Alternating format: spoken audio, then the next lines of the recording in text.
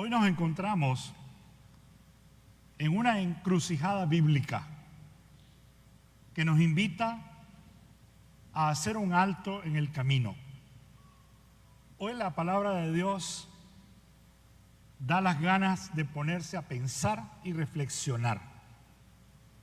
Primero, como individuo, como persona. Segundo, como familia, como comunidad, pero también como pueblo de Dios. Hay que pensar y reflexionar lo que se ha escuchado. Jesús en el Evangelio, nos dice el Evangelio de hoy, que va camino a Cafarnaúm. Y en el camino va enseñando a sus discípulos. Y les reitera por segunda vez su camino y su misión. Camino y misión que les invita a ir detrás de Él. Como se lo indicó la semana pasada a Pedro. Detrás de mí, colócate detrás de mí. Porque por segunda vez les relata el anuncio de su pasión, de su muerte y su resurrección. El ser humano tiene la tendencia a esquivar, a descartar, a hacer a un lado todo lo que suene a sacrificio, dolor y muerte.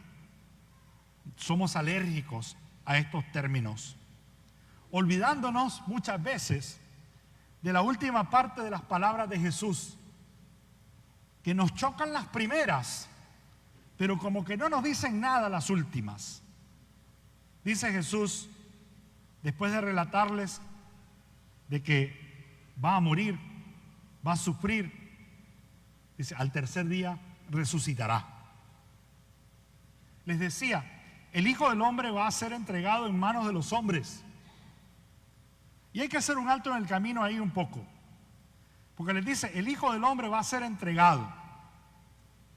Pero realmente quien entrega su vida es Él. Y se nos da como un regalo para todos. Va a ser entregado en manos de los hombres. Los adversarios de Dios, en su mente, de los cuales Él habla que lo van a entregar, han hecho esto, lo que escuchamos en la primera lectura, se lo han hecho a Jesús.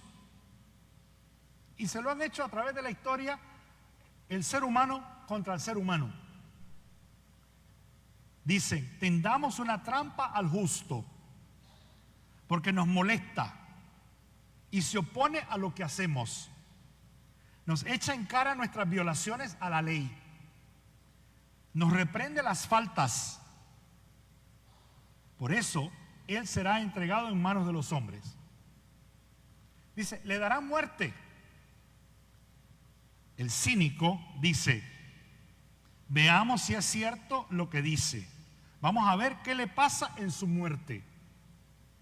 El cinismo de los impíos caerá sobre el Hijo del Hombre, les decía Jesús. Y este anuncio es devastador.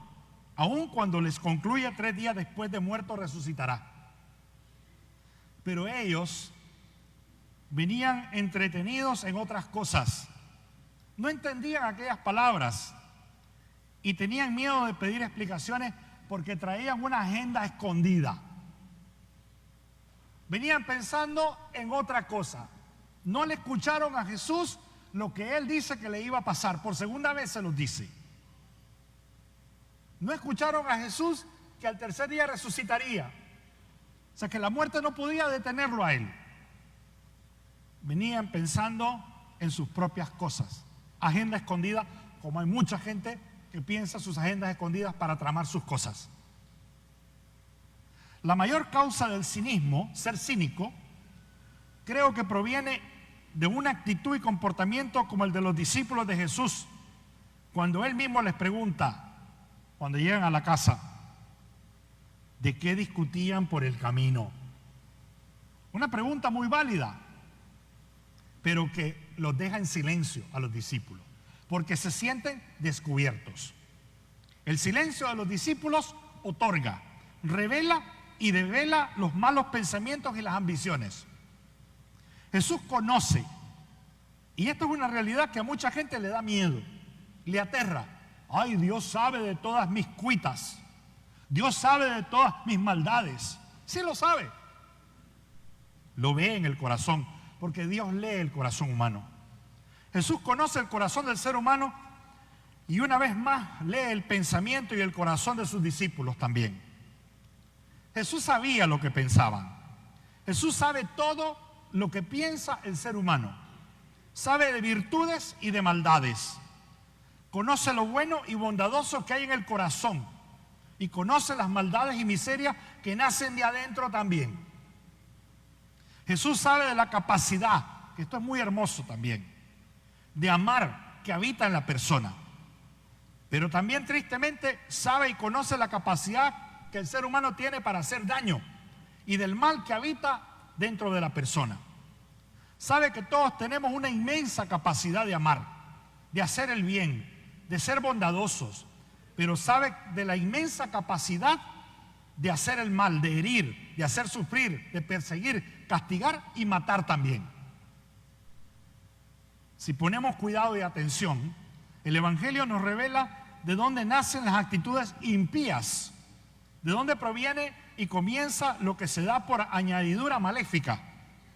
Por el camino, los discípulos habían discutido quién de ellos era el más importante. He aquí el detalle. ¿Quién es el más importante? Qué falta de respeto no escuchar a Jesús y reconocer que Él se está entregando. Que lo entrega porque Él entrega su vida por nosotros para que nosotros tengamos vida. Es como un regalo que se le da a todo el mundo. Aquel detalle. Existen muchos hoy que se han hecho importantes a base de trampas, engaños, mentiras, falsas promesas y se creen los importantes ya que sin ellos todo colapsa, lo colapsado ya. El ego arrogante que se desarrolla en la mente y la vida de estas personas solo acaba haciendo daño, causando dolor, sufrimiento, desesperación. Su supuesta importancia lleva a la decadencia de los suyos, de la sociedad y de un pueblo que es amado por Dios. Los que se enfocan adictamente en llegar y mantenerse importantes o grandes, llegan a una adicción difícil de liberarse. Es muy difícil bajarse de lo encumbrado que uno se ha puesto. Se dicen que son eternos, que no hay nadie quien los baje. Pero como la historia nos recuerda, todo el que se engrandece será rebajado. Todo el que se ha creído eterno ha caducado. Y en la mayoría de las veces han sido desaparecidos por los suyos propios, a manos de aquellos que un día compraron y están en camino de ser traicionados, como usualmente suele suceder con los que se han encumbrado a ser grandes e importantes. Estos energúmenos importantes llegan a emprender un camino que hoy nos lo define el libro de la sabiduría. Se vuelven malvados. Su voz solo la escuchan ellos. Los malvados dijeron entre sí: miren la trama, la malicia, la maldad, el plan con premeditación, alevosía y ventaja. Aunque se opongan a lo que hacemos y nos echen en cara nuestras violaciones a la ley y nos reprenden nuestras faltas, vamos a ponerles una trampa para que caigan y desaparezcan. Vamos a eliminarlos del camino, vamos a hacerles desaparecer, que nadie sepa dónde quedaron. Veamos si es cierto lo que dicen, vamos a ver qué les pasa en su muerte. Cínicos. Mas estos energúmenos importantes no acaban de caer en la cuenta que la sangre que han derramado es semilla sembrada de donde surgirá la vida. La vida de un pueblo que no muere, que no se puede eliminar, de una nación consagrada, pueblo de la propiedad de Dios. Los asesinados a manos de los malvados se han convertido en abono para una familia, para un pueblo que resucitará como el Hijo del Hombre que no lo retuvo la tumba ni la muerte. La noche oscura de un pueblo desaparecerá con el amanecer del sol de justicia, que es Jesús. Los que luchan por la justicia, por la paz, por la transformación de su gente, de sus familias, de sus pueblos, van a recibir la ayuda de Dios, dice el Señor. Dice hoy también la lectura. Los hijos e hijas de Dios serán liberados de las manos de sus enemigos. Serán levantados de la humillación y de la tortura. Así los energúmenos encumbrados en su importancia conocerán su temple y su valor. Tarde o temprano le llega el sábado a todo aquel que se cree grande, por no decir otra cosa. Conocerán sus propias muertes ignominiosas, porque no habrá quien mire por ellos ni quien les levante de sus sepulcros podridos. Jesús, hoy lo podemos escuchar, que en su respuesta abre la puerta y nos ilustra cómo se es verdaderamente importante. A la manera de Dios, Jesús tomó a un niño, lo puso en medio de ellos, lo abrazó y les dijo: el que reciba en mi nombre a uno de estos niños, a mí me recibe.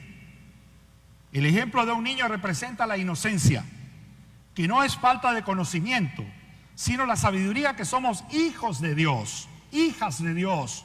Somos sus niños, sus niñas, y representa la dependencia, la identidad de saber y tener conciencia que sin Dios vamos a perecer. Como así el niño sabe en conciencia que sin sus padres perece. La importancia de los necios y energúmenos nace donde hay envidias y rivalidades. Ese libro de Santiago se lo recomiendo a todo el mundo porque es una catequesis para ser buen cristiano. Ahí hay desorden y toda clase de obras malas.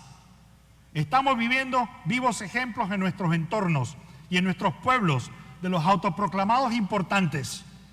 Su impuesta importancia de ser los primeros siempre les está causando mucho daño a nuestro pueblo noble, de luchas y de honor. Un pueblo que se formó con un pedazo de cielo, de un suelo lindo, de maravilloso talismán, de leyenda de plata, pueblo bendito, hijo de María Santísima, pueblo hermoso y valiente. Así son nuestros pueblos, los pueblos de Dios, y así lo has querido crear Dios. Los pueblos que tienen la sabiduría que viene de Dios son pueblos puros, ante todo nobles. Además son amantes de la paz, comprensivos, dóciles, están llenos de misericordia y buenos frutos, son imparciales y sinceros, porque los pacíficos siembran la paz y cosechan frutos de justicia. Y hay que hacerse la pregunta: ¿a qué pueblo pertenezco yo? ¿Aquel de que habla Dios? ¿Aquel de que busca y lucha por la justicia? ¿O soy de aquel pueblo que mata pueblo? Escuchemos las palabras del apóstol Santiago. ¿De dónde vienen las luchas y los conflictos entre ustedes? Es buena pregunta para hacerse cada uno de nosotros. ¿De dónde me nacen a mí mis pleitos con mi vecino? ¿De dónde me nacen mis pleitos y mis actitudes con los demás en la sociedad? ¿O de dónde nacen los pleitos y las muertes y persecuciones que vemos en nuestros pueblos? ¿No es acaso de las malas pasiones que siempre están en guerra dentro de ustedes? Ustedes codician lo que no pueden tener y acaban asesinando. Para muestra un botón. A pocas palabras, buen entendedor. Ambicionan algo que no pueden alcanzar, robando lo no trabajado, usurpando lo ajeno a base de leyes acomodadas a conveniencia. Te saco, te expulso y me quedo con lo tuyo. Porque es la única manera de mantenerse haciendo la guerra, importantes sobre el sufrimiento y sobre la sangre inocente que han derramado y siguen derramando todavía.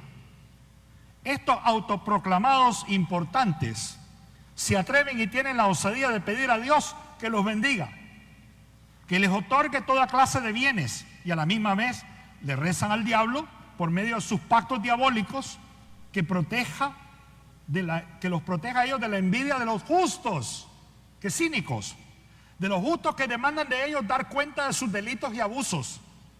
Estos diabólicos pactistas de parte de Dios no reciben nada, porque piden mal, y lo que se les ocurre pedir a Dios es solamente para derrocharlo en placeres, porque ellos son los importantes, autoproclamados, a base de mañas, engaños y mentiras, pero importantes, dicen ellos, al fin de cuentas, en sus propias mentes.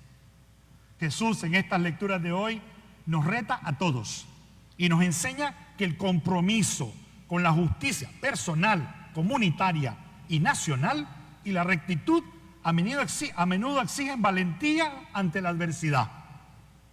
Tenemos a Dios de nuestra parte. No podemos quedarnos nada más en la historia y la revelación de Jesús de que va a ser entregado, castigado, perseguido, crucificado y muerto. tenemos que tener en el corazón y en la mente la última parte, que habrá un tercer día, y lo habrá para todo pueblo, que ha de resucitar también.